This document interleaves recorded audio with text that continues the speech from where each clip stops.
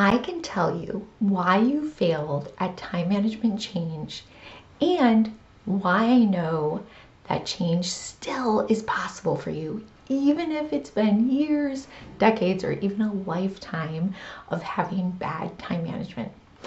I'm Elizabeth Grace Saunders. I've been a time management coach since 2009 and am the author of 3 time management books published by McGraw-Hill, FaithWords, and Harvard Business Review. And I know if you really struggle with time management, that it can feel like there's this dark cloud over your head all the time, that you're tense, you're snippy, you're just not yourself, it's overwhelming, and you don't know how to get out. But I also know, because of my work since 2009 with clients all over the world, that there is hope for you. And I see these kind of changes every day, including with people like Amy. So Amy was one of my clients I worked with, who is an attorney who owns her own firm. And when she came to me, she was really trying to grow her firm and then also balance that out with the fact that she had recently gotten remarried and had a few teenage children as well as some stepchildren. And what she had done before of working late to make up for not necessarily using her time ideally during the day just wasn't going to work in her current situation, because her husband had really good work-life balance and wanted her to be available, and she wanted to be available too. So through our work together, we were able to get her much more effective and efficient with her time during the day, delegate much better, set boundaries with herself so that she really stopped at a good time and had time to relax as well as to be with her husband and her children, and even found time to exercise. And the great news is, not only was she healthier and happier, but also she grew her firm because she was able to focus on business development, and by the end of our work together was hiring more staff to keep up with all of the client work. And not only do I work with attorneys, but I work with people who are employees of organizations such as Anna. She is an engineer with the Lego Group, and she was struggling with procrastination and perfectionism, liking her work, wanting to do it well, but often feeling overwhelmed about where to start. And through our work together, we were able to help her get much more done during her workday, figure out how to organize herself so she knew where to start and what to be focusing on. Also, talk through how to reach out for support when she needed it as soon as possible with her different teammates so she wasn't struggling for an unnecessary amount of time. And in the end, she felt like her performance really went up in terms of being able to finish everything in her sprints with much less stress, as well as was able to enjoy life outside of work. And the final example I'll give right now is of Tim. So he was a marketing consultant that I worked with who had lots of clients, which was absolutely amazing, but was struggling between keeping on top of all of his clients and then really wanting to be available to his wife and to his young daughter.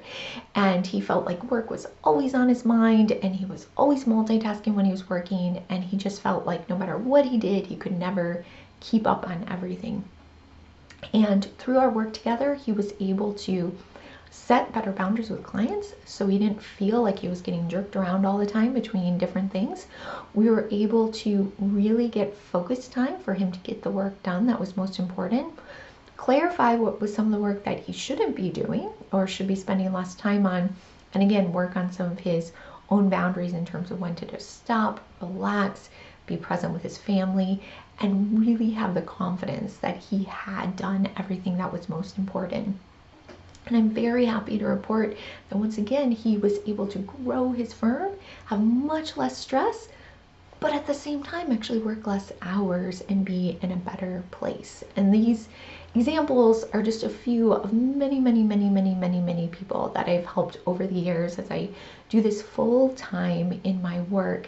And if you want more case studies, I do have video testimonials as well as written testimonials that you're able to read. But we're gonna move on from here into why there's hope for you, even if you really struggled.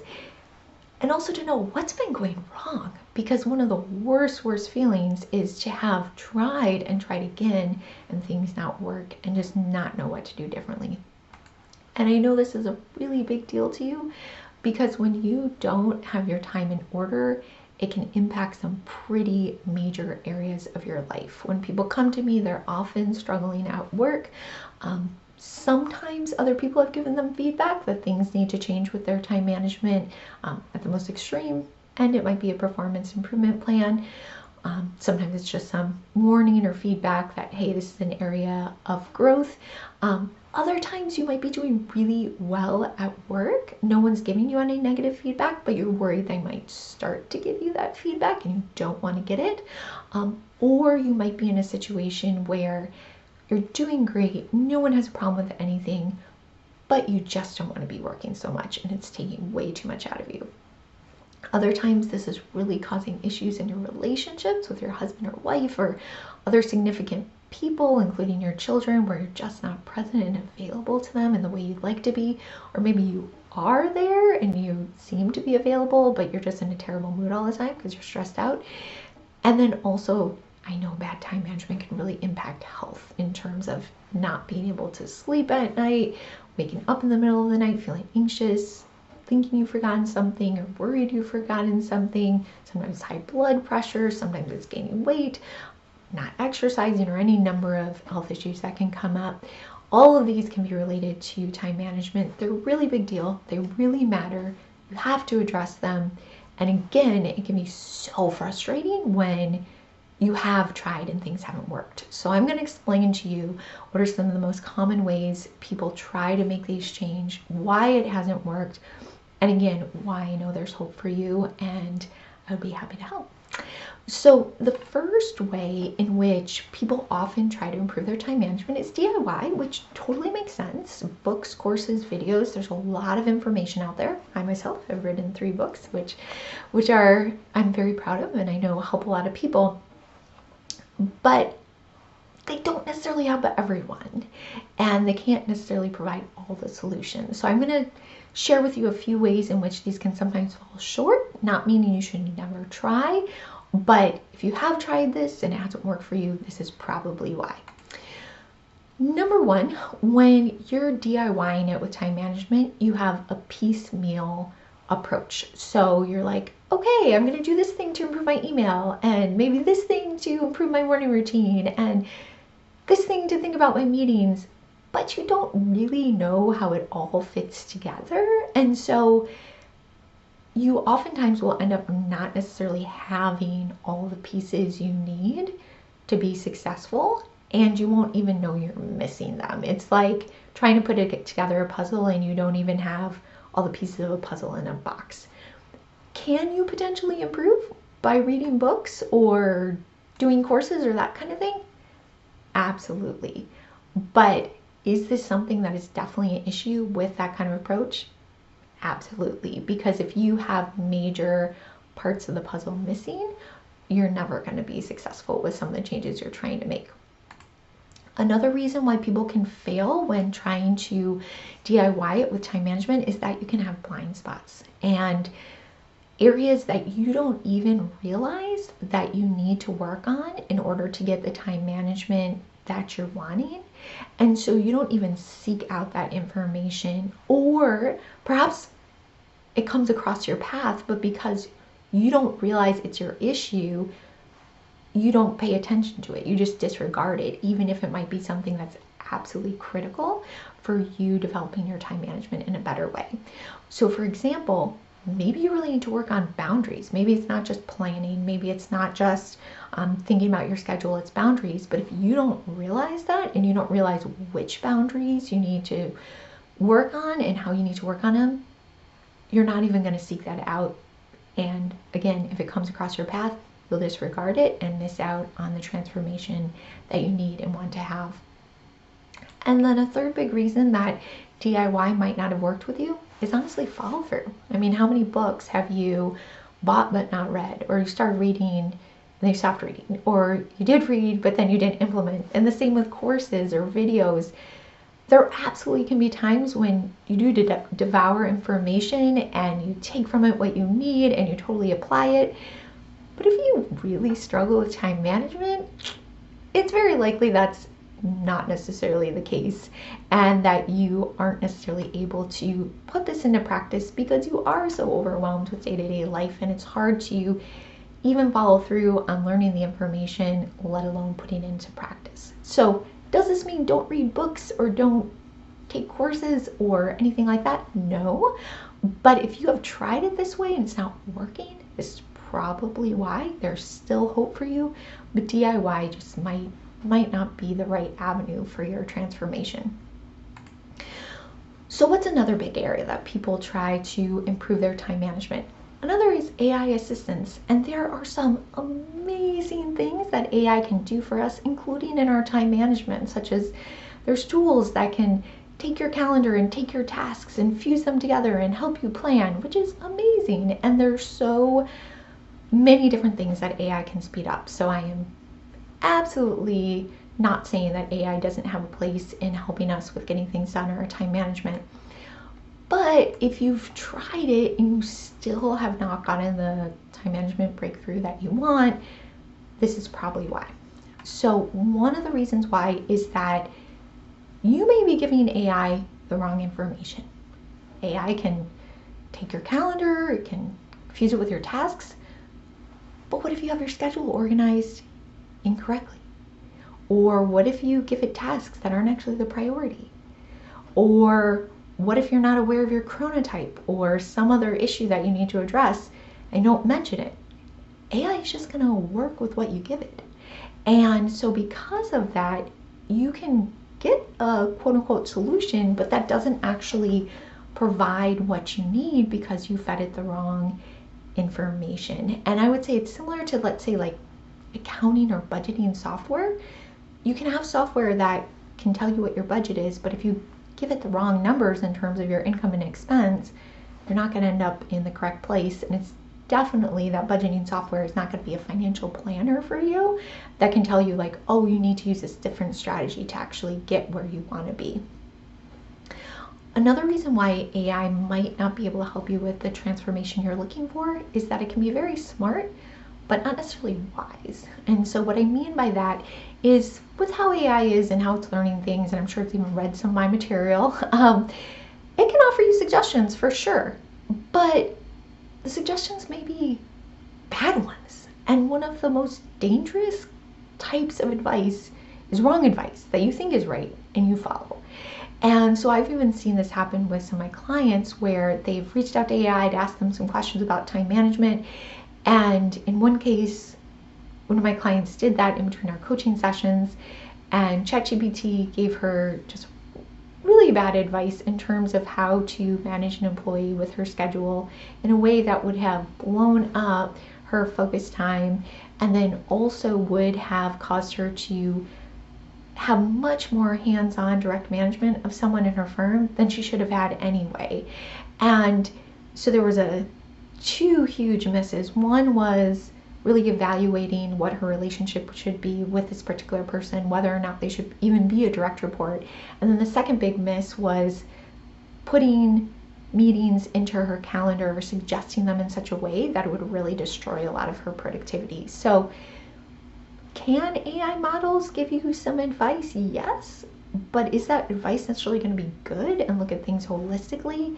Oftentimes not, because there are blind spots, and AI has not been coaching people on this for over 17 years in terms of how to be effective as possible with your time.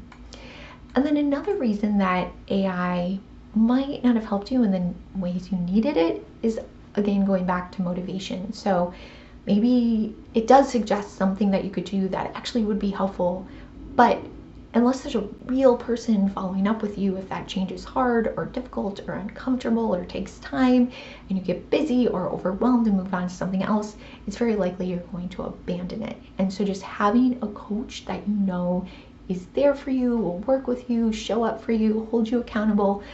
I'm very encouraging, I'm very nice, but I will also ask you questions, and I will also have you reflect on what's worked or not worked to make sure that you're getting the results you want. So that's just kind of a wrap around of a few reasons why AI is a great tool. It can help you just like DIY things can, But if you've tried and you're still really struggling with time management, these are probably reasons why. And then some of you may have also worked with other coaches, so other time management coaches. I've definitely had people pop up, especially maybe in the last 5 or 6 years, calling themselves time management coaches. And I've had clients of mine who have worked with other time management coaches, not necessarily seeing the results that they wanted to see or gotten the breakthrough they wanted, and then came and worked with me and had much better outcomes. So there's definitely a difference between coaches, and so I can share just a few of the reasons why, even if you worked with another time management coach, you might not have gotten the results you wanted, but that doesn't mean that you couldn't get that with me and that there's not hope for you. So one of the things that can come up with some other coaches is that they're really focused on efficiency for themselves over effectiveness for you. So a lot of that will look like they want you to just take their course, or they want you to do their group coaching program, and they won't really get dirty in terms of interacting with you one-on-one in a very in-depth way. So I am not saying that group coaching programs can't work. I actually have a group coaching program myself that I run sometimes throughout the year. But what I have found is that if you really struggle with time management, that often some one-on-one coaching is essential to that change. Because of that, even with my group coaching program, I provide one-on-one coaching included in that to make sure that people aren't falling through the cracks, and that one-on-one coaching is with me, and that they can have access to me also in between group coaching sessions. And also I offer one-on-one coaching, and so many time management coaches don't want to offer that to you because it's not scalable for them. And I'm not one of those. I absolutely love working with you. I feel it's my calling, and I also find that it's really what many people need if you have a lot you're juggling, a lot that's going on, and you just have some pretty huge step changes that need to happen. And so I don't care if it's not scalable. I want you to have hope, and I want you to see results. Another reason why you might not get the results you're hoping for with other coaches is that a lot of them, again, going more towards their efficiency, their scalability, will try to outsource your process instead of wanting to work directly with you. That could be outsourcing the sales process. So instead of them talking to you, they're going to have you talk to a salesperson or another coach. Could that salesperson be a good person? Maybe. Could that coach be a good person? Maybe. But you don't know. That's not the person that you saw on the website. You have no idea who this person is or really what their background is. And if they're a salesperson, they have a very strong incentive to close you because that's how they get compensated, and that's their only job.